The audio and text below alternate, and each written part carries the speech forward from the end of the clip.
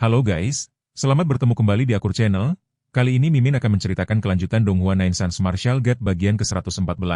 Namun tak bosan-bosannya Mimin ingin mengucapkan maaf yang sebesar-besarnya, dikarenakan untuk video dan alur cerita tidak sama, jadi untuk videonya, hanya sebagai bumbu pemanis saja ya guys. Baiklah, supaya tidak berbasa-basi lebih lama lagi, langsung aja kita terobos ke ceritanya. Pada episode sebelumnya, diceritakan Xiao Xiang akhirnya mengakui Ye Yunfei sebagai lawan sepadan ketika pertarungan dimulai. Ye Yunfei bergerak secepat bayangan dengan bantuan jubah bayangan surgawi dan langsung menyerang. Xiao Xiang membalas dengan telapak tangan ilahi laut surgawi, menciptakan tangan raksasa energi biru yang mengguncang arena. Namun Ye Yunfei menghancurkannya dengan kekuatan fisik dan jurusnya. Dengan bantuan serangan jiwa serta dukungan rekan-rekannya, Ye Yunfei memukul Xiao Xiang tanpa henti hingga terluka parah lalu membunuhnya di depan semua orang. Tindakan itu memancing kemarahan para ahli kuat yang datang menyerang Akademi Penjaga. Saat Akademi hampir kalah, Ye Yunfei membangkitkan kekuatan prasasti penjaga yang ditinggalkan pendirinya. Artefak itu meledak dengan kekuatan besar, memukul mundur para musuh dan menyelamatkan Akademi. Sementara Ye Yunfei kemudian diakui sebagai penerus penting bagi masa depan Akademi Penjaga. Sementara itu, di puncak gunung tempat Ye Yunfei tinggal, sebuah istana berdiri tenang di tengah udara pegunungan yang sejuk. Di dalam istana itu terdapat sebuah kuali pemurnian yang besar. Api di dalam kuali tersebut berkobar dengan hebat, memancarkan cahaya merah ke seluruh ruangan. Ye Yunfei duduk bersila tepat di depan kuali pemurnian itu, wajahnya tenang dan fokus, sementara kedua tangannya terus mengendalikan suhu api dengan sangat hati-hati.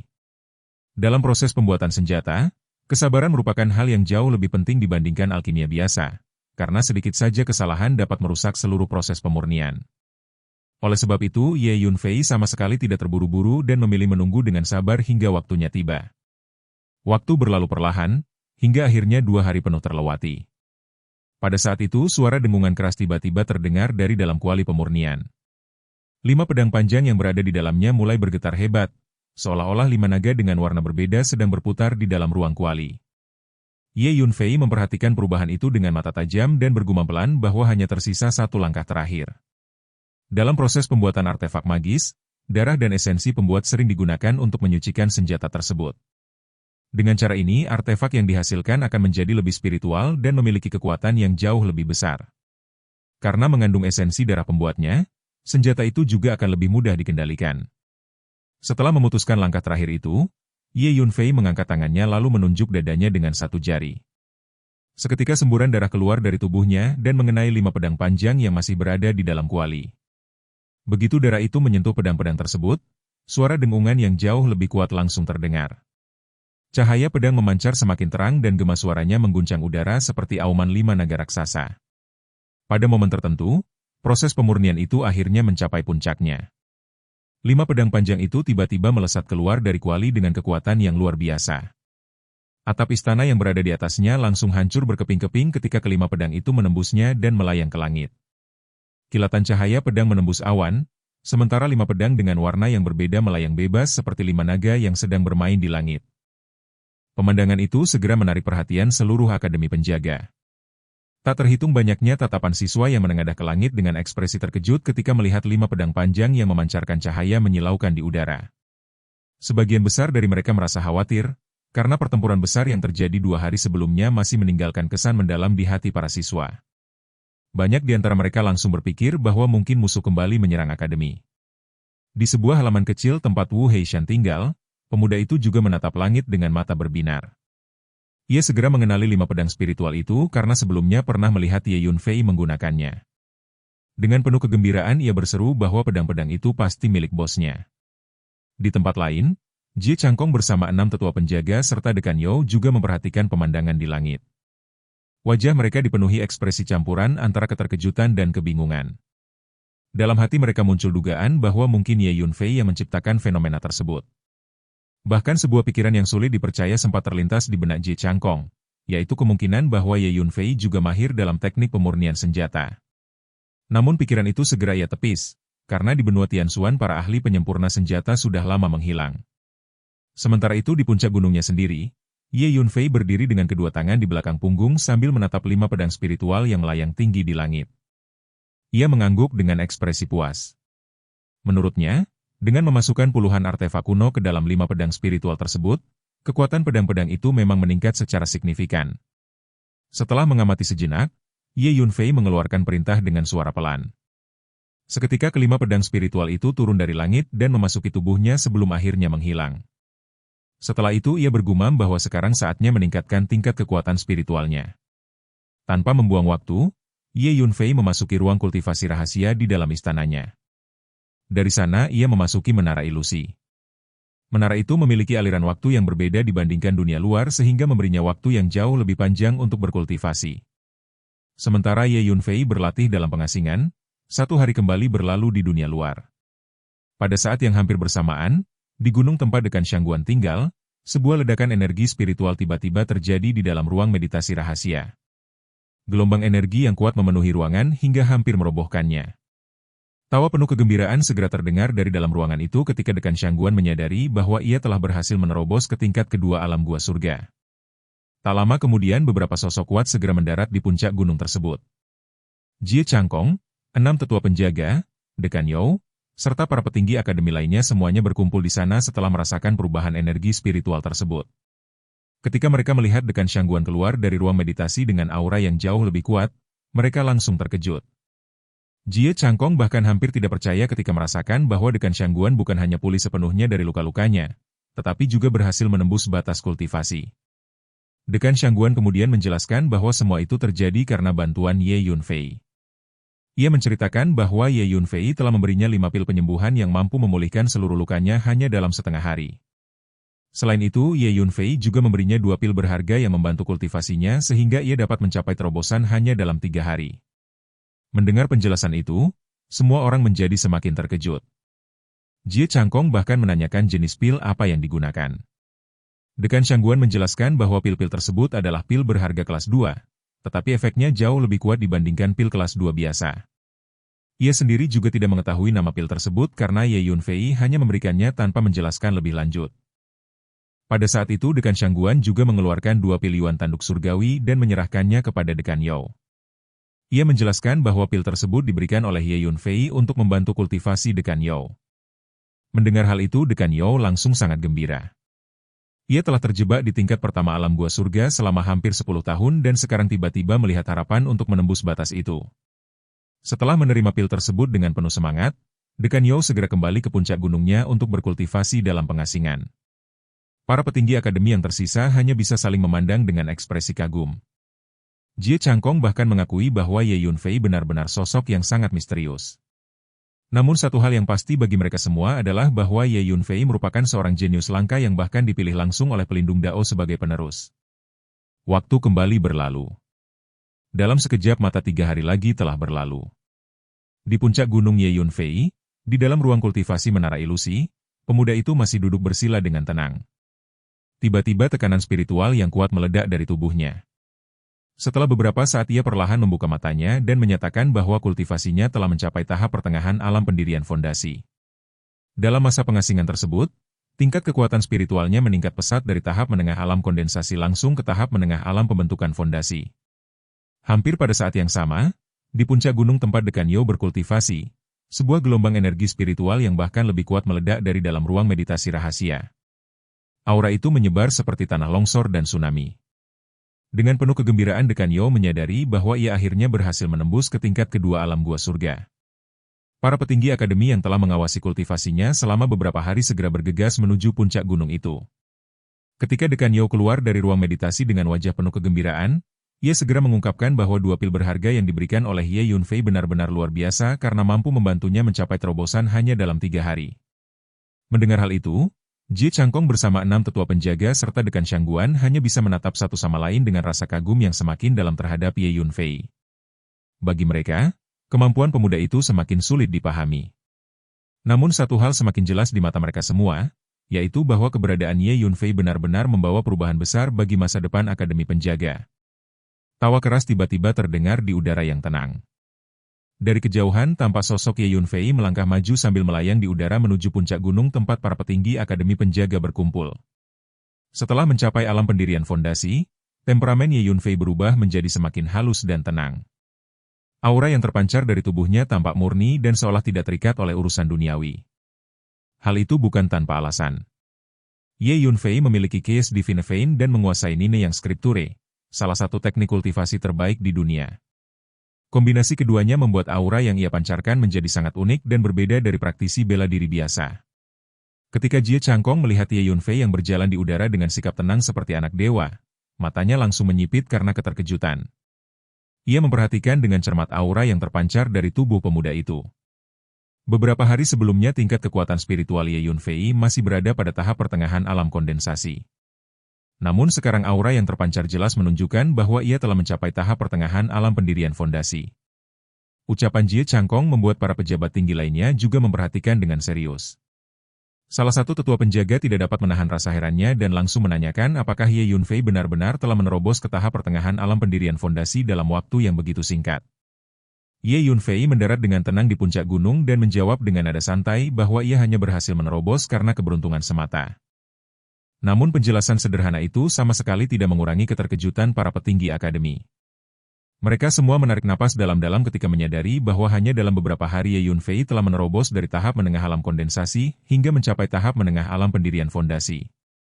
Kecepatan terobosan seperti itu benar-benar melampaui semua pengetahuan seni bela diri yang mereka pahami selama ini. Para petinggi akademi berdiri terpaku dengan ekspresi tidak percaya. Salah satu tetua penjaga bahkan kembali merasakan fluktuasi energi spiritual Ye Yunfei dengan teliti. Ia segera menyadari bahwa meskipun Ye Yunfei telah menembus 3 tingkatan dalam waktu yang sangat singkat, fondasi energi spiritualnya tetap sangat kokoh dan stabil. Hal itu membuatnya tidak dapat menahan diri untuk berseru dengan penuh keterkejutan. Semua orang di sana dapat melihat bahwa fondasi kekuatan spiritual Ye Yunfei sangat dalam dan stabil. Hal seperti itu jarang terjadi bahkan pada para jenius terhebat sekalipun. Karena itu para petinggi akademi semakin merasa kagum terhadap pemuda tersebut. Namun setelah beberapa saat, ekspresi Ye Yunfei berubah sedikit serius. Ia melirik ke arah Jie Changkong dan ke-6 tetua penjaga. Alisnya sedikit berkerut ketika ia menyadari kondisi tubuh mereka. Dengan nada tenang ia menjelaskan bahwa meridian mereka telah mengalami kerusakan yang sangat parah sehingga fondasi seni bela diri mereka telah terpengaruh. Ia mengingatkan mereka agar tidak lagi menggunakan kekuatan spiritual sebelum luka mereka benar-benar sembuh. Jika mereka memaksakan diri menggunakan energi spiritual dalam kondisi tersebut, seluruh kultivasi mereka dapat hancur dan mereka bahkan bisa menjadi orang biasa yang tidak memiliki kekuatan sama sekali. Mendengar penjelasan itu, Jie Changkong hanya menghela napas panjang dengan wajah yang sedikit muram. Ia mengakui bahwa luka yang mereka derita memang sangat serius. Pertempuran besar yang terjadi beberapa hari sebelumnya bahkan membuat luka-luka tersebut semakin parah sehingga kemungkinan untuk pulih terasa sangat kecil. Ke-6 tetua penjaga juga menunjukkan ekspresi sedih ketika membicarakan kondisi mereka. Tepat pada saat itu suasana mendadak berubah. Seorang tetua biasa tiba dengan tergesa-gesa dan mendarat di puncak gunung. Orang itu adalah tetua Fang yang sebelumnya memimpin tim ke dunia tambang kristal. Melihat ekspresi paniknya, Jie Changkong segera menyadari bahwa sesuatu yang serius telah terjadi. Tetua Fang dikenal sebagai orang yang sangat tenang sehingga jarang terlihat panik seperti itu. Tetua Fang segera melaporkan bahwa banyak pos terdepan milik Akademi Penjaga di negara bagian tengah sedang diserang dan dihancurkan. Berbagai aset akademi dijarah dan sejumlah orang bahkan telah ditangkap. Mendengar laporan itu, wajah Jie Changkong langsung berubah marah. Akademi Penjaga sebagai salah satu kekuatan utama di Zhongzhou memiliki banyak cabang dan industri yang tersebar di berbagai tempat. Akademi itu juga memiliki lebih dari 10.000 siswa sehingga membutuhkan sumber daya yang sangat besar untuk membina mereka. Oleh karena itu, para petinggi akademi selama ini selalu berusaha meningkatkan pendapatan dengan mendirikan berbagai cabang di berbagai wilayah seperti Zhongzhou, wilayah timur, dataran barat, hutan belantara utara, hingga perbatasan selatan. Tetua Fang kemudian menjelaskan bahwa orang-orang dari keluarga Feng Yun, klan Xiao, sekte Shen Feng, dan sekte Tianyan semuanya telah bergerak. Dalam beberapa hari terakhir rumor menyebar di Zhongzhou bahwa seluruh petinggi Akademi Penjaga telah terluka parah dan berada di ambang kematian. Bahkan ada desas-desus yang mengatakan bahwa Akademi Penjaga telah tamat dan akan segera hancur. Reputasi Akademi pun mengalami penurunan besar. Akibatnya bukan hanya kekuatan besar yang bertindak, tetapi juga berbagai kekuatan kelas 1 dan 2 ikut memanfaatkan situasi dengan menyerang cabang akademi dan menjarah asetnya. Jika keadaan ini terus berlanjut, Tetua Fang memperkirakan bahwa tidak akan lama lagi sebelum seluruh kantor cabang akademi dihancurkan dan semua aset mereka dibagi-bagi oleh pihak lain. Mendengar laporan itu, Jie Changkong sangat marah hingga tubuhnya gemetar. Para petinggi akademi lainnya juga menunjukkan kemarahan yang sama. Bagi mereka tindakan itu jelas merupakan penghinaan besar terhadap Akademi Penjaga. Tetua Fang kemudian menanyakan apakah mereka harus segera mengambil tindakan. Salah satu tetua penjaga bahkan menyatakan dengan penuh amarah bahwa mereka seharusnya segera berangkat untuk memberi pelajaran kepada pihak-pihak tersebut. Namun Ye Yunfei segera menghentikan gagasan itu. Ia menjelaskan dengan tegas bahwa Jie Changkong dan keenam tetua penjaga sama sekali tidak boleh menggunakan kekuatan spiritual lagi. Jika mereka memaksakan diri, akibatnya akan sangat serius. Selain itu, ia juga menilai bahwa tindakan pihak-pihak tersebut mungkin memang bertujuan untuk memancing para petinggi akademi keluar dari akademi agar mereka dapat menyerang mereka secara langsung. Ye Yunfei kemudian menegaskan bahwa Jie Changkong dan keenam tetua penjaga merupakan pilar utama akademi penjaga. Selama mereka masih berada di akademi, tempat itu akan tetap dianggap sebagai kekuatan tingkat atas. Namun jika sesuatu terjadi pada mereka, maka tidak ada seorang pun di benua Tianxuan yang akan lagi menganggap Akademi Penjaga sebagai kekuatan besar. Penjelasan itu membuat Jie Changkong dan keenam tetua penjaga terdiam. Mereka menyadari bahwa perkataan Ye Yunfei memang benar. Dekan Shangguan dan Dekan You juga mengangguk setuju dengan pendapat tersebut. Namun situasi belum berhenti sampai di sana. Tiba-tiba seorang diakon lain datang dengan tergesa-gesa dan melaporkan bahwa 3 tetua serta lebih dari selusin diakon akademi telah menghilang. Beredar rumor bahwa mereka kemungkinan telah ditangkap oleh kekuatan besar dari keluarga Feng Yun. Kabar itu membuat para petinggi akademi semakin marah. Amarah mereka hampir tidak dapat dibendung. Ye Yunfei hanya mencibir dingin ketika mendengar semua laporan tersebut. Menurutnya jelas bahwa kekuatan-kekuatan besar di Zhongzhou telah benar-benar menanggalkan semua kepura-puraan dan siap melancarkan perang terbuka melawan Akademi Penjaga. Tidak lama kemudian seorang pelayan datang dengan tergesa-gesa membawa selembar kertas geokomunikasi dan menyerahkannya kepada Jie Changkong. Ia menjelaskan bahwa seseorang telah mengirimkan pesan tersebut dan meminta agar Jie Changkong menerimanya secara pribadi. Jie Changkong segera menerima slip giok itu. Dari dalamnya terdengar sebuah suara yang menyatakan bahwa ia memiliki waktu 3 hari untuk menyerahkan prasasti penjaga dan Ye Yunfei. Jika tidak, Akademi Penjaga akan hancur. Setelah itu terdengar tawa penuh ejekan dari dalam slip giok tersebut. Mendengar ancaman itu, Jie Changkong begitu marah hingga seluruh tubuhnya gemetar. Para petinggi akademi lainnya juga menunjukkan kemarahan yang sama. Situasi yang dihadapi Akademi Penjaga kini benar-benar sangat serius. Jelas sekali bahwa berbagai kekuatan besar di Zhongzhou telah bersatu untuk menyerang akademi tersebut tanpa mempedulikan konsekuensinya. Sayangnya Jie Changkong dan keenam tetua penjaga sedang terluka parah sehingga tidak dapat bertarung. Hal itu membuat kemampuan akademi untuk membalas serangan menjadi sangat terbatas. Untuk sesaat semua orang merasa sangat tertekan karena sebagai salah satu kekuatan utama di Zhongzhou mereka kini dipaksa sampai pada titik yang sangat sulit. Dekan Shangguan kemudian mengusulkan bahwa ia akan keluar untuk memeriksa cabang-cabang akademi. Dekan You juga menyatakan keinginannya untuk ikut pergi. Jie Changkong sempat menyetujui usulan itu sambil mengingatkan agar mereka tetap berhati-hati dan menghindari konflik langsung. Namun Ye Yunfei kembali menolak rencana tersebut. Menurutnya Akademi Penjaga kini hanya memiliki 2 ahli alam gua surga yang masih mampu bertarung, yaitu Dekan Shangguan dan Dekan You. Jika keduanya meninggalkan akademi dan musuh menyerang secara langsung, maka tidak akan ada seorang pun yang mampu melindungi tempat itu. Setelah menjelaskan alasannya, Ye Yunfei dengan tenang menyatakan bahwa dialah yang akan pergi memeriksa pos-pos cabang tersebut. Ucapan itu membuat semua petinggi akademi langsung terkejut. Jie Changkong memandang Ye Yunfei dengan ekspresi serius. Ia mengetahui bahwa banyak kekuatan besar di Zhongzhou kini secara terbuka menargetkan pemuda itu.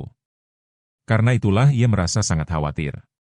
Dalam pandangannya, jika Ye Yunfei meninggalkan akademi sekarang, bahaya yang menunggunya di luar pasti sangat besar. Ye Yunfei, bagaimanapun, tetap tenang.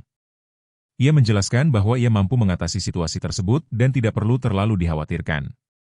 Setelah mengatakan itu, ia meminta Jie Changkong memberikan informasi lengkap mengenai lokasi semua cabang Akademi Penjaga yang tersebar di berbagai wilayah. Permintaan itu membuat ekspresi Jie Changkong semakin rumit. Ia masih tidak yakin apakah Ye Yunfei benar-benar harus pergi sendiri. Dalam benaknya sempat muncul gagasan untuk mengirim beberapa tetua atau diaken yang memiliki kekuatan alam cairan mendalam agar dapat menemani atau membantu Ye Yunfei. Namun Ye Yunfei menolak gagasan itu. Ia menjelaskan bahwa lebih baik ia pergi sendiri. Selama ia berhati-hati, bahkan seorang ahli dari alam gua surga pun tidak akan dapat berbuat banyak terhadapnya. Perkataan itu bukan sekadar kesombongan. Saat ini kekuatan jiwa Ye Yunfei mampu merasakan segala sesuatu dalam jangkauan sekitar 400.000 meter. Selain itu, ia juga memiliki jubah bayangan surgawi yang memungkinkan tubuhnya menghilang ke dalam ruang kapan saja. Dengan kemampuan seperti itu, selama ia tetap waspada, ia sebenarnya tidak perlu terlalu takut bahkan terhadap para ahli dari alam buah surga.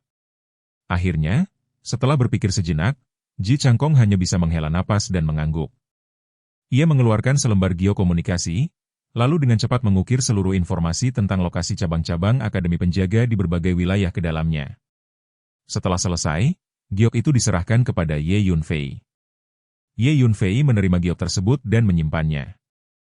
Ia menyatakan bahwa ia akan berusaha semaksimal mungkin untuk membawa kembali semua orang dari akademi yang masih berada di cabang-cabang tersebut. Setelah itu ia berbalik dan pergi. Para petinggi akademi hanya bisa berdiri diam sambil memperhatikan kepergiannya. Suasana menjadi sunyi. Mereka semua adalah ahli di alam gua surga yang sangat dihormati di seluruh Zhongzhou. Namun pada saat ini justru seorang junior yang harus maju menghadapi bahaya demi akademi mereka. Dekan Shangguan akhirnya memecah keheningan itu. Ia mengingatkan bahwa Ye Yunfei adalah penerus yang dipilih oleh pelindung Dao. Jika sesuatu terjadi pada pemuda itu, mereka tidak akan mampu menanggung kesalahan tersebut. Karena itu ia mengusulkan sebuah rencana. Ia berniat diam-diam mengikuti Ye Yunfei untuk melindunginya dari belakang, sementara Dekan You tetap tinggal di akademi. Jie Changkong menyetujui rencana tersebut. Menurutnya, jika sesuatu terjadi pada Ye Yunfei, mereka benar-benar tidak akan mampu mempertanggungjawabkannya. Setelah mendapat persetujuan itu, Dekan Shangguan segera menggunakan teknik pergerakannya dan diam-diam mengikuti arah kepergian Ye Yunfei. Sementara itu, Ye Yunfei telah tiba di halaman kecil tempat Wu Heishan tinggal. Begitu merasakan kehadiran Ye Yunfei, Wu Heishan langsung keluar dari ruang kultivasinya dengan penuh kegembiraan. Selama beberapa hari terakhir ia terus berlatih teknik langit berbintang dengan sangat giat, seolah-olah tubuhnya dipenuhi semangat yang tidak ada habisnya.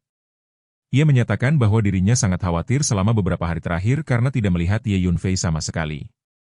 Tak lama kemudian Xiao Hui, Du Guhuan, dan Yuan Dayong juga datang dengan cepat. Mereka menerima pesan telepati dari Wu Heishan dan segera bergegas menuju halaman itu. Begitu melihat Ye Yunfei, Xiao Hui langsung memastikan apakah ia baik-baik saja. Beberapa hari sebelumnya 7 ahli dari alam buah surga telah menyerbu Akademi Penjaga dan menimbulkan kegemparan besar. Banyak rumor yang beredar bahwa para ahli tersebut datang khusus untuk Ye Yunfei. Bahkan ada desas-desus yang mengatakan bahwa Ye Yunfei telah dibunuh atau ditangkap oleh mereka. Selama 2 atau 3 hari terakhir Ye Yunfei sibuk memurnikan pil dan senjata sehingga tidak sempat bertemu dengan mereka. Hal itu membuat Xiao Hui dan yang lainnya sangat khawatir. Ye Yunfei hanya tertawa santai dan menyatakan bahwa dirinya baik-baik saja.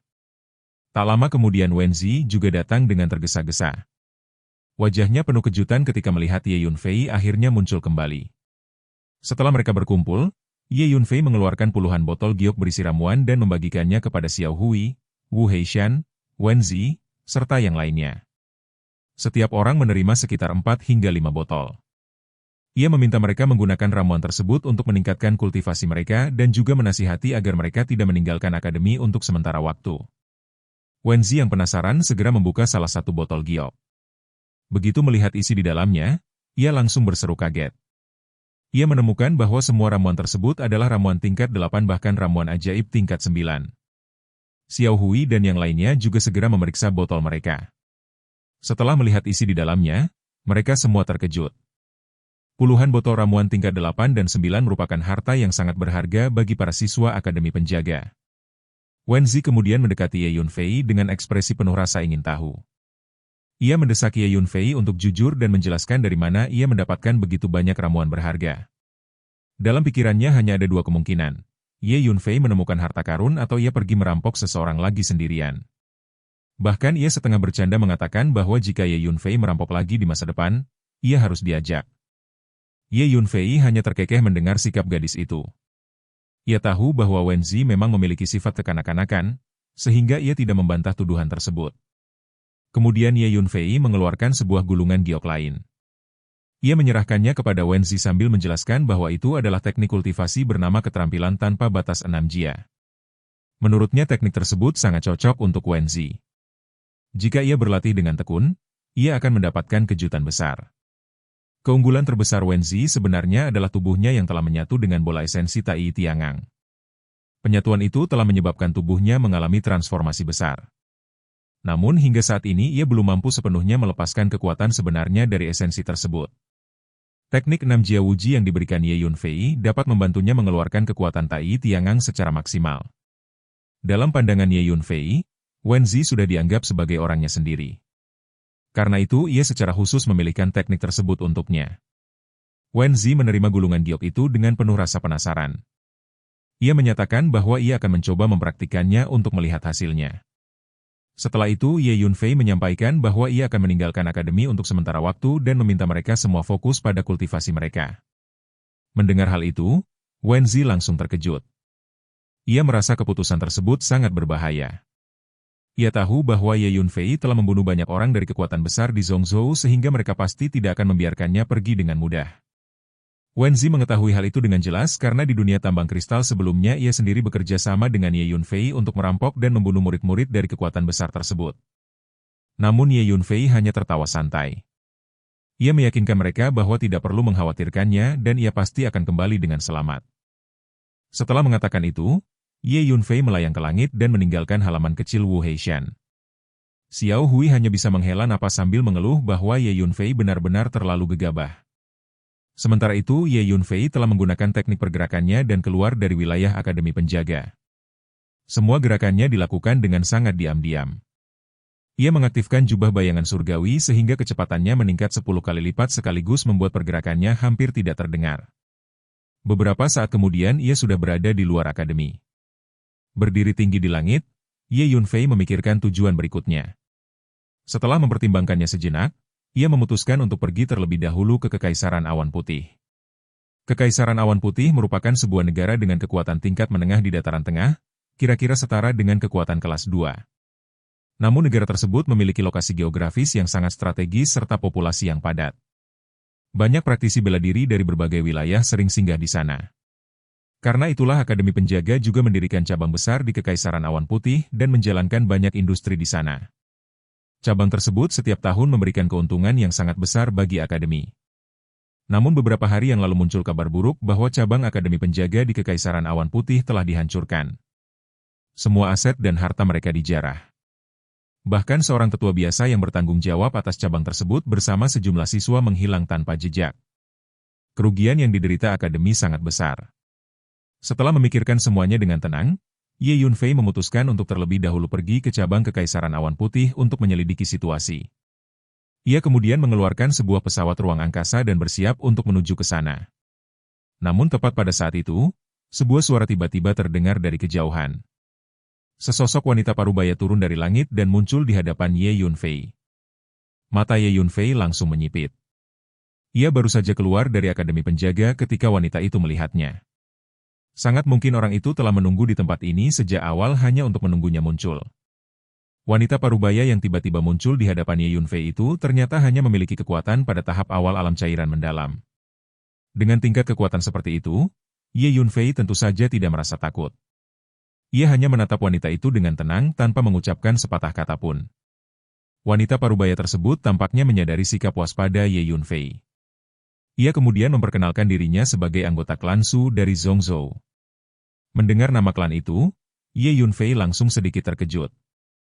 Ia mengetahui bahwa Su Qingluo berasal dari klan Su di Zhongzhou. Wanita parubaya itu kemudian menjelaskan bahwa Qingluo ingin bertemu dengannya. Ia mengatakan bahwa dirinya datang untuk mengundang Ye Yunfei menemui gadis itu. Namun Ye Yunfei tidak langsung bergerak. Ia berdiri di tempat dan menanyakan di mana Qingluo berada. Wanita parubaya itu kemudian menjelaskan bahwa keluarga Qingluo sebenarnya menentang hubungan antara Qingluo dan Ye Yunfei. Karena tekanan besar dari keluarganya, Qingluo tidak berani muncul di depan umum untuk menemui Ye Yunfei. Ia takut hal itu akan menimbulkan gosip di dalam klannya. Oleh karena itu, Qingluo memilih mencari tempat yang terpencil untuk bertemu dengannya. Sebagai bukti, wanita itu mengeluarkan sebuah jepit rambut berwarna hijau giok dan menunjukkannya kepada Ye Yunfei. Ia menjelaskan bahwa jepit rambut itu milik Qingluo dan mengatakan bahwa Ye Yunfei pasti akan langsung mengenalinya.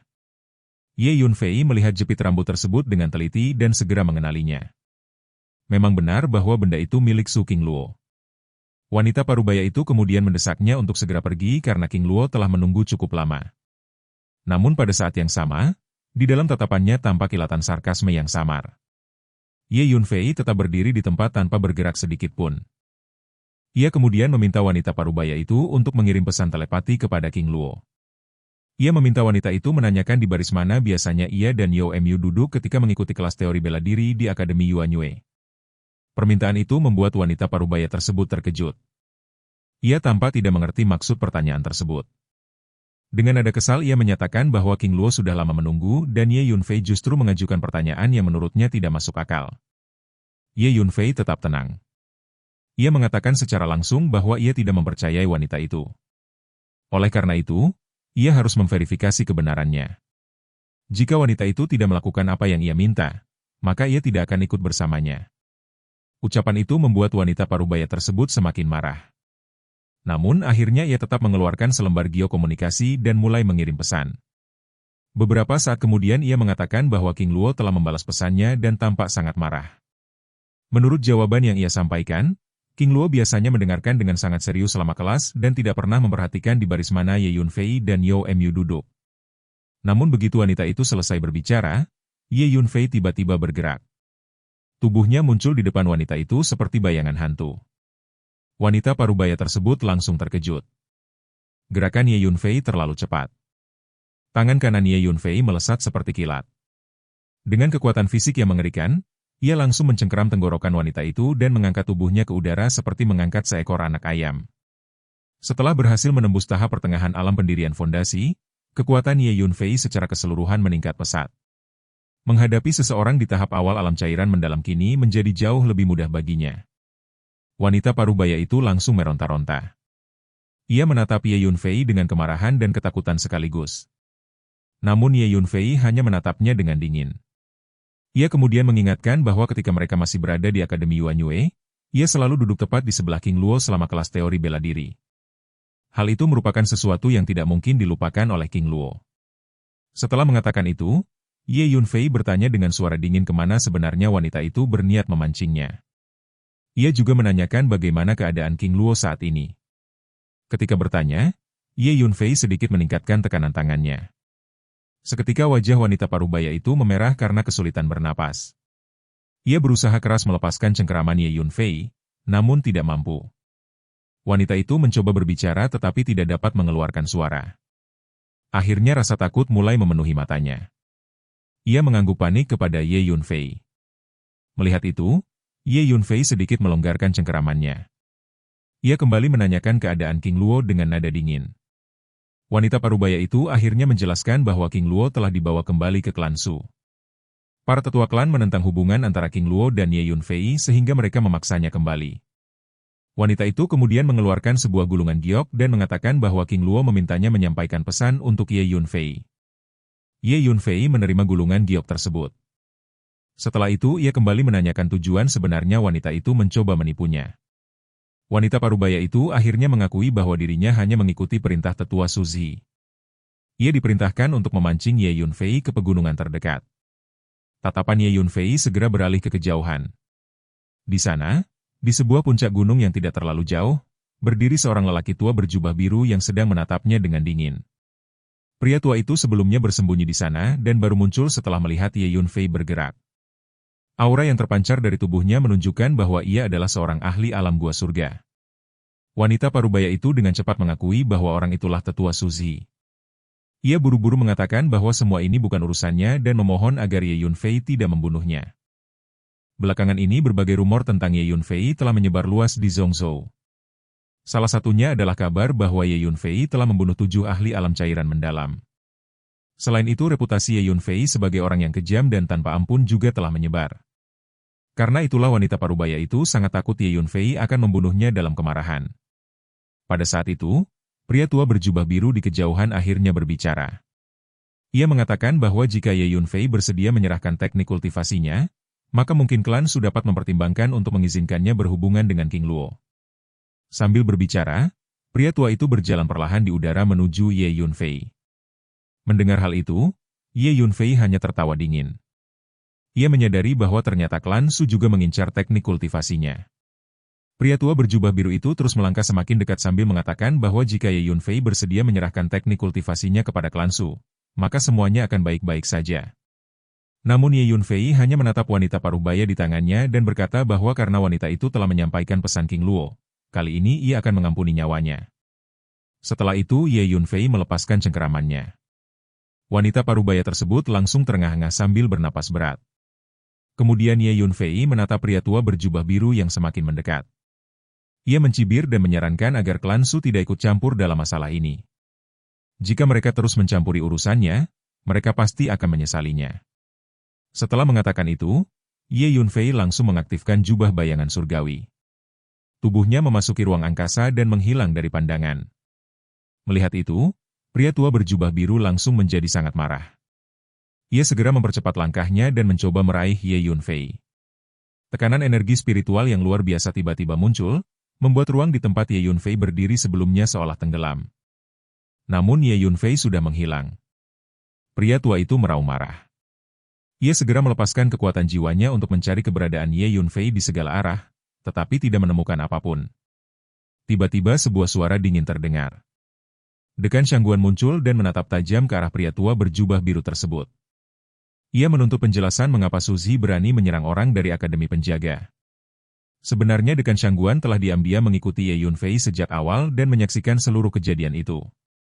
Ekspresi Suzi langsung berubah ketika melihatnya. Tekanan spiritual yang kuat terpancar dari tubuh Dekan Shangguan. Ia menyatakan dengan tegas bahwa Akademi Penjaga bukanlah pihak yang mudah dipermainkan. Jika Suzi tidak memberikan penjelasan yang masuk akal, akademi mereka tidak akan membiarkan masalah ini begitu saja. Suzi terkejut ketika merasakan aura Dekan Shangguan. Ia segera menyadari bahwa Dekan Shangguan telah mencapai tingkat kedua alam gua surga. Sebelumnya mereka memiliki tingkat kultivasi yang sama sehingga kekuatan mereka kurang lebih setara. Namun sekarang situasinya telah berubah.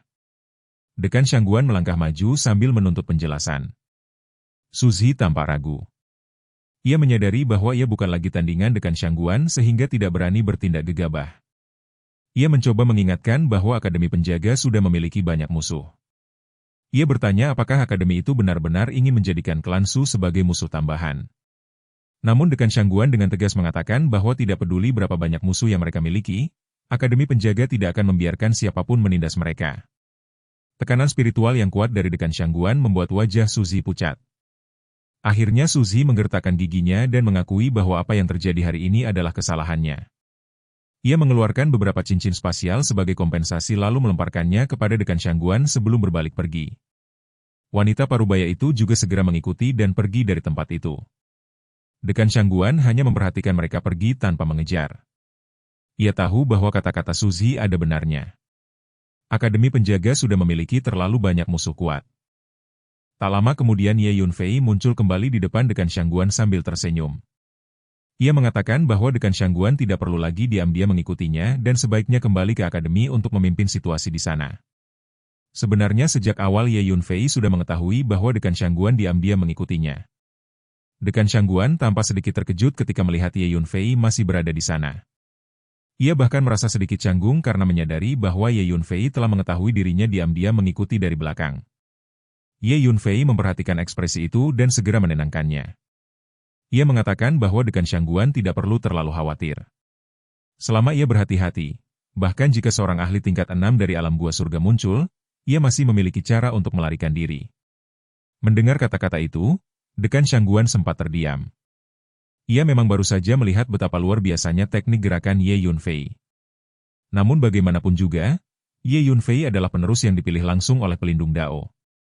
Jika sesuatu terjadi padanya, kerugian yang ditanggung oleh Akademi Penjaga akan sangat besar. Ye Yunfei melihat kekhawatiran yang jelas terpancar dari wajah Dekan Shangguan. Ia kemudian tersenyum ringan dan meyakinkan bahwa dirinya pasti akan kembali dengan selamat. Setelah mengatakan itu, Ye Yunfei langsung mengaktifkan jubah bayangan surgawi. Tubuhnya segera memasuki ruang angkasa dan menghilang tanpa jejak. Dekan Shangguan mencoba memanggil beberapa kali, berharap Ye Yunfei masih dapat mendengarnya. Namun tidak ada jawaban sama sekali. Beberapa saat kemudian, Dekan Shangguan baru menyadari sesuatu yang membuatnya semakin tercengang. Ia sama sekali tidak tahu ke arah mana Ye Yunfei pergi. Bagaimana mungkin ia bisa melacaknya sekarang? Dekan Shangguan segera menggunakan kekuatan jiwanya untuk merasakan ke segala arah. Ia mencoba mencari keberadaan Ye Yunfei di sekeliling wilayah tersebut. Tidak hanya itu, ia juga mengaktifkan teknik pergerakannya dan bergerak secepat kilat, bolak-balik menyusuri area itu dengan harapan dapat menemukan jejak Ye Yunfei. Namun semua usahanya sia-sia. Tidak ada tanda-tanda keberadaan Ye Yunfei sama sekali. Akhirnya Dekan Shangguan hanya bisa berdiri di tempat dengan ekspresi tercengang. Ia tersenyum pahit sambil mengakui bahwa teknik pergerakan Ye Yunfei benar-benar sangat sulit dipahami. Setelah beberapa saat, ia tidak memiliki pilihan lain selain kembali ke Akademi Penjaga. Sementara itu, jauh dari tempat tersebut, Ye Yunfei telah mendarat di sebuah puncak gunung yang sunyi. Ia mengeluarkan gulungan giok yang sebelumnya diberikan oleh wanita parubaya dari klan Su. Begitu gulungan itu dibuka, sebuah suara lembut terdengar dari dalamnya. Itu adalah suara Su King Luo. Kemudian pesan yang direkam oleh King Luo mulai diputar. Dari isi pesan itu, Ye Yunfei mengetahui bahwa sebelum ia sempat kembali ke akademi setelah meninggalkan dunia tambang kristal, klan Su telah datang ke Akademi Penjaga dan secara paksa membawa Su King Luo kembali. Sikap klan Su sangat jelas. Mereka sama sekali tidak menyetujui hubungan antara Su King Luo dan Ye Yunfei. Selain itu, saat ini Ye Yunfei telah menjadi target banyak kekuatan besar di Zhongzhou. Klan Su khawatir bahwa hubungan antara King Luo dan Ye Yunfei akan menyeret King Luo ke dalam bahaya. Karena itulah King Luo kini ditahan oleh para tetua klan di sebuah markas rahasia. Tempat tersebut merupakan lokasi khusus yang digunakan klan Su untuk melatih para jenius mereka. Di bagian akhir pesan itu, Su King Luo menyampaikan satu kalimat terakhir. Ia mengatakan bahwa Ye Yunfei harus mengingat untuk datang menemuinya. Jika suatu saat ia berhasil melarikan diri dari tempat itu, ia akan datang mencari Ye Yunfei. Ye Yunfei menggenggam gulungan giok tersebut dengan erat. Dalam benaknya muncul kenangan tentang seorang gadis cantik yang dulu diam-diam merekam isi pelajaran dengan kristal perekam ketika mereka mengikuti kelas teori bela diri di Akademi Yuanyue. Setelah beberapa saat, Ye Yunfei bergumam pelan bahwa ia pasti akan datang mencarinya. Sehari kemudian, Kekaisaran Awan Putih. Di kota kekaisaran yang besar dan ramai, jalan-jalan dipenuhi oleh para praktisi bela diri yang datang dan pergi tanpa henti.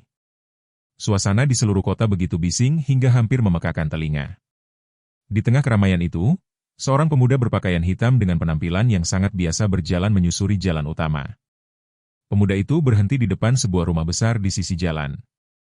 Ia menatap plakat besar yang tergantung di atas gerbang dan bergumam pelan bahwa tempat ini seharusnya adalah halaman protektorat. Di atas plakat gerbang Menshan tersebut terdapat 4 karakter besar yang berbunyi Huda Obieyuan. Itu adalah nama yang digunakan untuk setiap cabang Akademi Penjaga. Pemuda berpakaian hitam itu tidak lain adalah Ye Yunfei. Saat ini Ye Yunfei telah menggunakan teknik 1000 transformasi untuk mengubah penampilan dan auranya. 1000 transformasi merupakan teknik penyamaran yang sangat canggih. Seiring dengan meningkatnya kekuatan Ye Yunfei, penguasaannya terhadap teknik tersebut juga semakin sempurna. Ia yakin bahwa bahkan seorang ahli tingkat pertama atau tingkat kedua dari alam gua surga mungkin tidak akan mampu mengenali identitas aslinya. Ye Yunfei menatap gerbang Menshan tersebut sejenak. Kemudian ia mengaktifkan jubah bayangan surgawi dan langsung menghilang ke dalam ruang angkasa. Pada detik berikutnya, ia telah muncul di dalam Menshan tersebut. Bangunan itu sangat luas. Di dalamnya terdapat berbagai halaman, paviliun, kolam air, taman batu, serta taman belakang yang indah. Semua fasilitas yang seharusnya ada di sebuah rumah besar tersedia di tempat itu.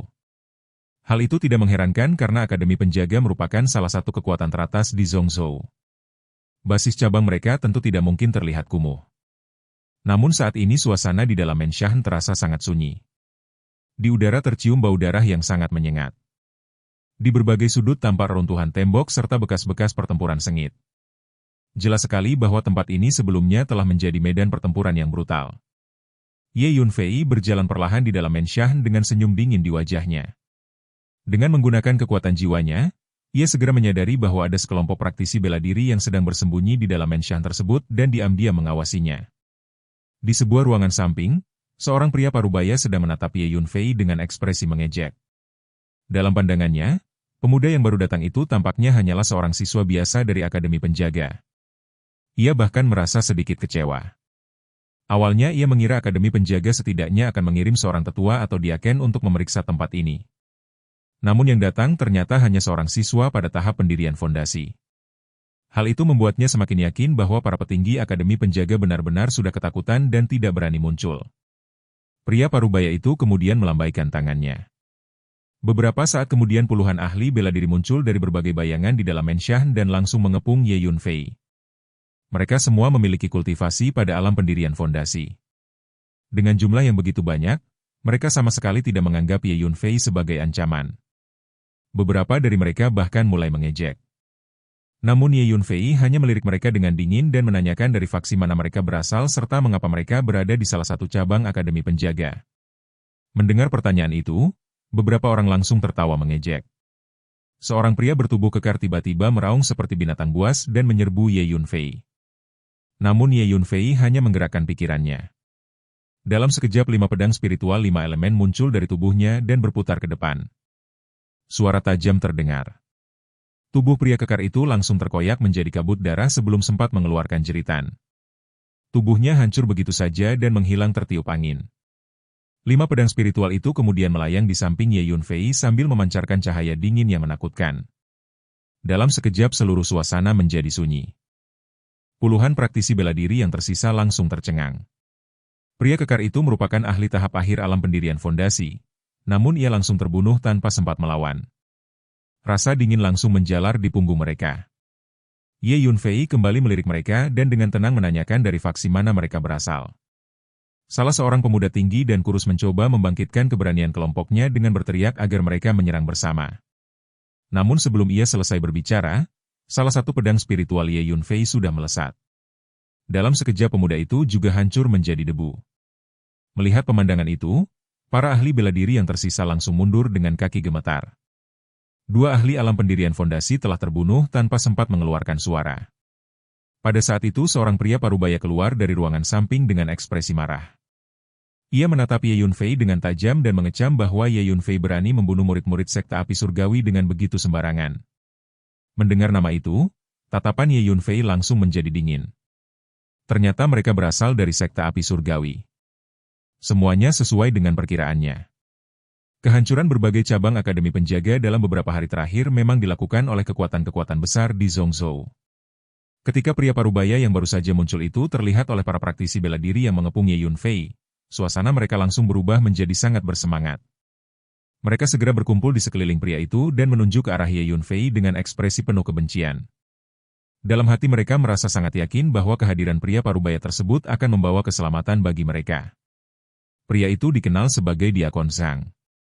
Para murid sekte Tianyan dengan penuh amarah melaporkan bahwa pemuda di hadapan mereka telah membunuh salah satu rekan mereka. Mereka berseru bahwa Diakon Zhang pasti tidak akan membiarkan Ye Yunfei lolos begitu saja. Bahkan beberapa di antara mereka berteriak dengan penuh kebencian, memerintahkan Ye Yunfei untuk segera berlutut dan menerima kematiannya. Namun sebelum suasana menjadi semakin gaduh, Ye Yunfei hanya menggerakkan pikirannya. Dalam sekejap pedang jiwa surgawi melesat keluar. Detik berikutnya jeritan mengerikan terdengar. Orang-orang yang sebelumnya menunjuk ke arah Ye Yunfei dan mengutuknya tiba-tiba seperti disambar petir. Tubuh mereka terpental ke belakang dan jatuh cukup jauh di tanah. Darah mengalir keluar dari 7 lubang tubuh mereka. Jelas sekali bahwa mereka tidak mungkin bertahan hidup. Dengan tingkat kekuatan jiwa Ye Yunfei saat ini, jika ia melepaskan pedang jiwa surgawi, bahkan seorang kultivator tahap akhir alam pendirian fondasi dapat dibunuh dengan mudah. Hanya dalam sekejap, lebih dari selusin orang langsung tewas. Pria parubaya itu terkejut sekaligus marah melihat pemandangan tersebut.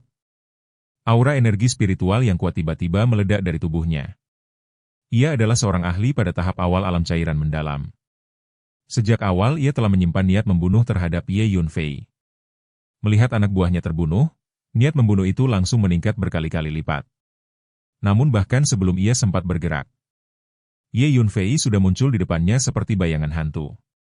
Dengan kecepatan kilat Ye Yunfei mengulurkan tangan dan langsung mencekik leher pria parubaya tersebut, lalu mengangkat tubuhnya ke udara dengan mudah seolah-olah ia hanya mengangkat seekor anak ayam. Para murid sekte Tianyan di sekitar mereka langsung gemetar ketakutan. Mereka menatap Ye Yunfei dengan mata penuh kengerian dan tidak berani bergerak sedikit pun. Kekuatan yang ditunjukkan oleh pemuda itu benar-benar membuat mereka gentar. Bahkan Diakon Zhang yang begitu kuat pun tidak mampu melawan, apalagi mereka. Tenggorokan Diakon Zhang dicekik oleh telapak tangan Ye Yunfei hingga hampir membuatnya sesak napas. Ia berjuang mati-matian untuk melepaskan diri. Namun kekuatan fisik Ye Yunfei terlalu besar. Bagaimana mungkin ia bisa membebaskan diri? Beberapa saat kemudian rasa kematian mulai memenuhi pikirannya. Mata Diakon Zhang dipenuhi ketakutan dan permohonan. Ye Yunfei menatapnya dengan dingin lalu bertanya tentang keadaan para anggota Akademi Penjaga yang sebelumnya ditempatkan di pos cabang ini. Saat berbicara, Ye Yunfei sedikit melonggarkan cengkeramannya. Diakon Zhang terengah-engah mencoba bernapas. Namun suara Ye Yunfei yang kembali terdengar membuat tubuhnya langsung gemetar. Nada suara Ye Yunfei sangat dingin dan dipenuhi niat membunuh. Diakon Zhang segera menjelaskan bahwa sebagian anggota Akademi Penjaga telah dibunuh oleh mereka. Sementara kelompok lainnya ditangkap dan dipenjara. Ye Yunfei kembali menanyakan di mana para tawanan tersebut ditahan. Diakon Zhang dengan gugup menjawab bahwa mereka ditahan di benteng cabang sekte Tianyan yang berada di ibu kota Kekaisaran Awan Putih. Ye Yunfei kemudian bertanya lagi apakah selain sekte Tianyan ada kekuatan lain yang juga ikut bergerak. Diakon Zhang tidak berani menyembunyikan apapun. Ia menjelaskan bahwa selain sekte Tianyan, keluarga Feng Yun, klan Xiao, dan sekte Shen Feng juga ikut mengambil bagian dalam penjarahan aset Akademi Penjaga di Kekaisaran Awan Putih. Diakon Zhang menjawab semua pertanyaan itu dengan sangat cepat. Ia tidak berani ragu sedikit pun. Ia bisa merasakan dengan jelas bahwa niat membunuh yang terpancar dari Ye Yunfei sangat kuat.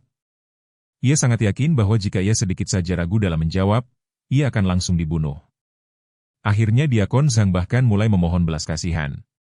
Para murid sekte Tianyan yang tersisa juga menyaksikan adegan itu dengan wajah pucat. Melihat Diakon Zhang yang biasanya begitu perkasa kini memohon-mohon, mereka semakin tidak berani bergerak. Tatapan Ye Yunfei kemudian menyapu seluruh anggota sekte Tianyan yang tersisa. Niat membunuh yang mengerikan langsung menyebar di udara.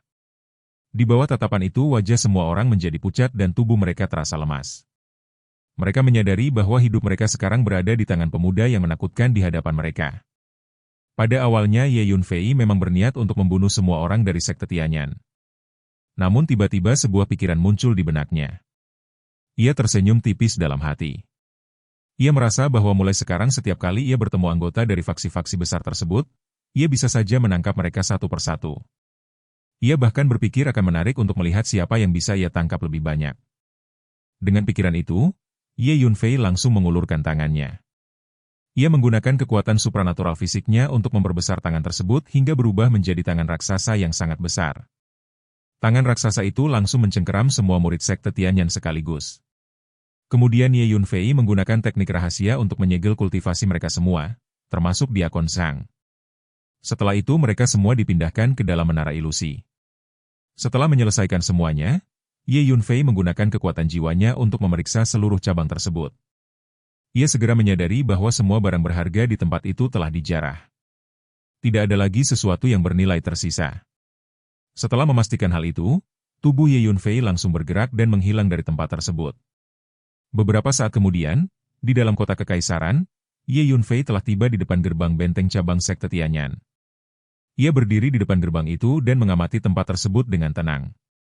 Di atas gerbang terpampang 3 karakter besar yang sangat elegan bertuliskan sekte Tianyan. Pemuda berpakaian hitam yang berdiri di sana tidak lain adalah Ye Yunfei. Ketika ia menatap tulisan besar tersebut, senyum dingin muncul di wajahnya. Kemudian Ye Yunfei perlahan mengangkat tinjunya dan meninju ke arah depan. Pada saat itu beberapa murid sekte Tianyan yang sedang berjaga di gerbang juga memperhatikan keberadaannya. Ketika mereka melihat Ye Yunfei berani mengangkat tinju ke arah gerbang sekte mereka, mereka langsung marah. Beberapa dari mereka berteriak bahwa pemuda itu jelas sedang mencari kematian. Mereka juga memaki Ye Yunfei karena berani membuat masalah di wilayah sekte Tianyan. 4 atau 5 murid sekte Tianyan segera bergegas menyerang Ye Yunfei. Pada saat yang sama beberapa praktisi bela diri yang kebetulan lewat di dekat sana juga melihat kejadian itu. Mereka mulai berdiskusi di antara mereka sendiri. Banyak yang merasa bahwa pemuda itu terlalu gegabah karena berani membuat masalah di markas cabang sekte Tianyan. Namun saat itu tinju Ye Yunfei terus bergerak maju. Tinju tersebut semakin lama semakin membesar hingga dalam sekejap berubah menjadi tinju raksasa sebesar bukit kecil. Puluhan gumpalan energi kuning gelap muncul di sekeliling tinju itu dan memancarkan cahaya kuning yang menyilaukan. Para murid sekte Tianyan yang menyerbu ke depan langsung terkena serangan tersebut.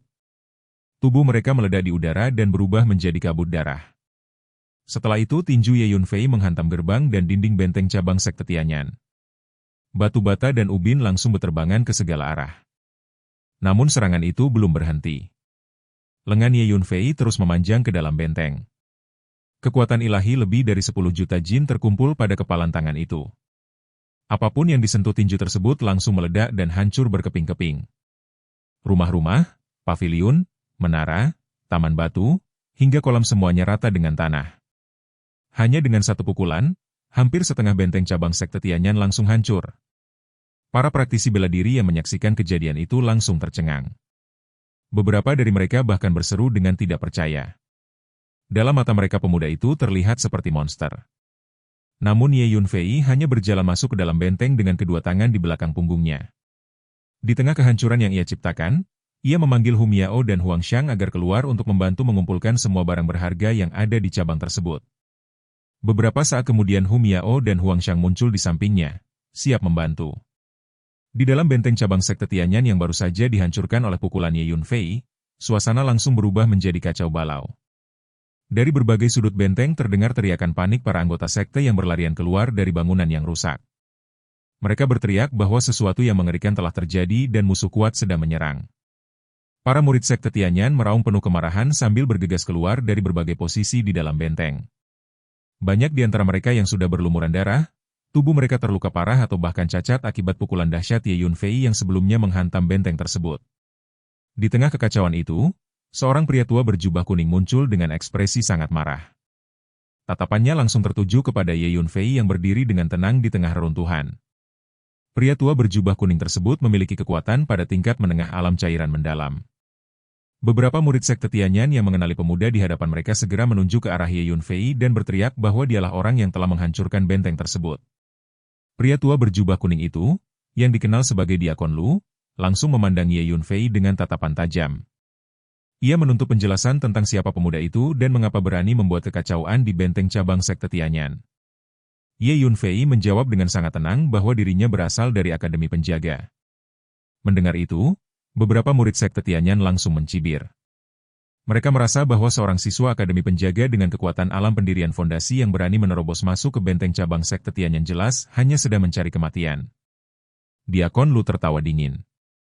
Ia langsung melambaikan tangannya dan memerintahkan semua orang untuk menangkap Ye Yunfei. Namun begitu kata-kata itu selesai keluar dari mulutnya, tubuh Ye Yunfei tiba-tiba bergerak. Seperti bayangan hantu, Ye Yunfei muncul tepat di depan Diakon Lu. Tanpa mengucapkan sepatah kata pun, ia langsung melayangkan pukulan.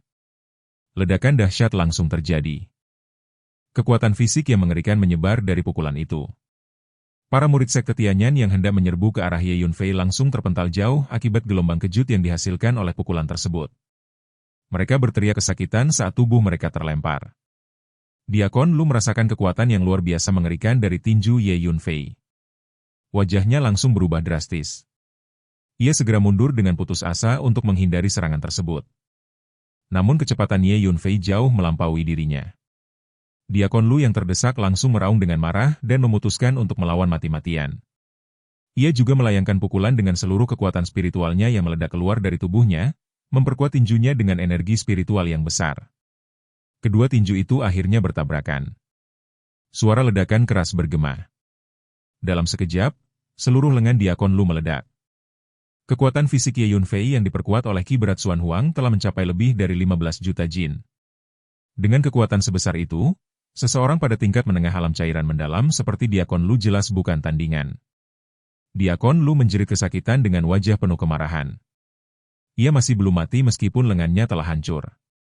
Namun Ye Yunfei tidak memberinya kesempatan untuk bereaksi. Pedang jiwa surgawi langsung dilepaskan dan menyerang lautan jiwa Diakon Lu. Diakon Lu langsung menjerit lagi ketika wajahnya menjadi pucat pasi. Tanpa menunggu lebih lama, Ye Yunfei menerjang maju dan melayangkan beberapa pukulan bertubi-tubi ke tubuhnya. Dalam sekejap Diakon Lu sudah terluka parah. Setelah itu Ye Yunfei menyegel kultivasinya dan memindahkannya ke dalam menara ilusi. Setelah mengatasi Diakon Lu, Ye Yunfei langsung melepaskan kekuatan supranatural fisiknya. Kedua lengannya memanjang dengan cepat, sementara telapak tangannya terus membesar hingga berubah menjadi dua tangan raksasa. Tangan raksasa itu langsung mencengkeram banyak murid sekte Tianyan sekaligus dan memindahkan mereka ke dalam menara ilusi. Sementara itu, Hu Miao dan Huang Xiang mulai bergerak di dalam benteng cabang tersebut. Mereka dengan teliti menggeledah setiap sudut bangunan dan mengambil semua barang berharga yang mereka temukan tanpa ragu sedikit pun. Beberapa saat kemudian, seluruh barang berharga di benteng cabang sekte Tianyan itu telah dijarah habis. Semua anggota sekte Tianyan yang berada di tempat tersebut juga telah ditangkap oleh Ye Yunfei dan dipenjara di dalam menara ilusi. Setelah semuanya selesai, Ye Yunfei mulai mencari keberadaan anggota Akademi Penjaga yang sebelumnya ditangkap. Di ruang bawah tanah benteng itu, ia menemukan lebih dari selusin siswa Akademi Penjaga yang dikurung di dalam sangkar besi. Melihat mereka, Ye Yunfei langsung menyuruh mereka keluar. Pedang roh 5 elemen langsung melesat keluar dan memotong semua sangkar besi tersebut. Sangkar-sangkar itu ditempa dari besi merah yang sangat keras, namun bagi pedang roh 5 elemen kekerasan itu tidak ada artinya. Sangkar-sangkar tersebut terpotong seperti tahu. Seorang pria parubaya dengan pakaian compang-camping dan tubuh penuh luka keluar dari salah satu sangkar. Kultivasinya sebelumnya telah disegel sehingga ia tampak sangat lemah. Ia menatap Ye Yunfei dengan bingung dan menanyakan siapa pemuda itu. Ye Yunfei memperkenalkan dirinya sebagai Ye Yunfei dari Akademi Penjaga dan mengatakan bahwa ia datang khusus untuk menyelamatkan mereka. Ia kemudian mengeluarkan lebih dari selusin pil spiritual dan membagikannya kepada para tawanan tersebut, meminta mereka meminum pil penyembuhan itu. Ketika mendengar nama Ye Yunfei, pria parubaya itu langsung sangat terkejut sekaligus gembira. Ia memperkenalkan dirinya sebagai Steward Tang, orang yang bertanggung jawab atas cabang Akademi Penjaga di ibu kota Kekaisaran Awan Putih. Nama Ye Yunfei sendiri sudah sangat terkenal di dalam Akademi Penjaga dalam beberapa bulan terakhir. Bahkan Steward Tang yang tinggal jauh di kota Kekaisaran juga pernah mendengarnya. Setelah menerima pil tersebut, Steward Tang segera meminumnya. Hanya dalam waktu kurang dari 2 tarikan napas, gelombang energi spiritual yang kuat langsung meledak dari tubuhnya. Ia terkejut ketika menyadari bahwa kultivasinya telah pulih dan luka-lukanya sembuh sepenuhnya. Para siswa Akademi Penjaga lainnya juga meminum pil tersebut dan segera merasakan efek yang sama. Mereka semua bersorak gembira ketika luka mereka sembuh dan kultivasi mereka kembali pulih. Ye Yunfei hanya tersenyum tipis melihat pemandangan itu. Pil yang ia berikan adalah pil spiritual tingkat 8 yang ia buat sendiri. Efeknya tentu sangat luar biasa. Setelah itu Ye Yunfei memimpin mereka keluar dari ruang bawah tanah. Ketika melihat benteng cabang sekte Tianyan yang telah hancur berantakan, Steward Tang terkejut. Ia bertanya apakah para tetua Akademi Penjaga datang bersama Ye Yunfei. Namun Ye Yunfei menjawab dengan santai bahwa ia datang sendirian. Mendengar jawaban itu, Steward Tang benar-benar tidak percaya. Ia bahkan menanyakan apakah semua kehancuran itu benar-benar dilakukan oleh Ye Yunfei sendiri. Ye Yunfei tetap menjawab dengan tenang. Ia bahkan mengatakan bahwa Diakon Lu yang memimpin cabang sekte Tianyan itu telah ia tangkap. Steward Tang benar-benar terkejut mendengar hal tersebut. Dalam pikirannya, mustahil seorang siswa alam pendirian fondasi dapat mengalahkan ahli alam cairan mendalam. Namun Ye Yunfei tidak menjelaskan lebih lanjut. Sebaliknya ia menanyakan apakah Steward Tang masih mengingat semua bisnis dan aset yang dimiliki Akademi Penjaga di Kekaisaran Awan Putih. Steward Tang mengangguk dan menjelaskan bahwa seluruh aset tersebut telah dibagi-bagi oleh sekte Tianyan, sekte Shen Feng, keluarga Feng Yun, klan Xiao, dan bahkan klan Su. Mendengar bahwa klan Su juga ikut terlibat, Ye Yunfei tampak sedikit terkejut. Steward Tang kemudian menegaskan bahwa meskipun klan Su tidak menyerang secara langsung, mereka tetap ikut mengambil bagian dalam pembagian aset Akademi Penjaga. Ye Yunfei hanya mengangguk pelan. Kemudian dengan nada dingin ia mengatakan bahwa sekarang mereka akan pergi menjarah semua aset milik sekte Tianyan, sekte Shen Feng, keluarga Feng Yun, klan Xiao, dan klan Su yang berada di kota Kekaisaran. Menurutnya, jika pihak lain sudah berani merampas milik Akademi Penjaga, maka mereka juga berhak membalasnya. Mendengar rencana tersebut, Steward Tang langsung terkejut. Ia merasa bahwa mereka terlalu sedikit untuk melakukan hal sebesar itu. Namun Ye Yunfei menjawab dengan tenang bahwa jumlah mereka sudah cukup. Setelah mengatakan itu, Ye Yunfei menjentikkan jarinya. Nyala api merah terang melesat keluar dari ujung jarinya dan jatuh ke tanah. Beberapa saat kemudian benteng cabang sekte Tianyan itu berubah menjadi lautan api yang berkobar. Dengan santai Ye Yunfei mengajak mereka untuk segera berangkat.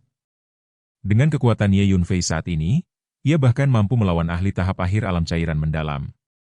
Sedangkan untuk ahli tahap awal dan menengah alam cairan mendalam, ia dapat membunuh mereka dengan mudah.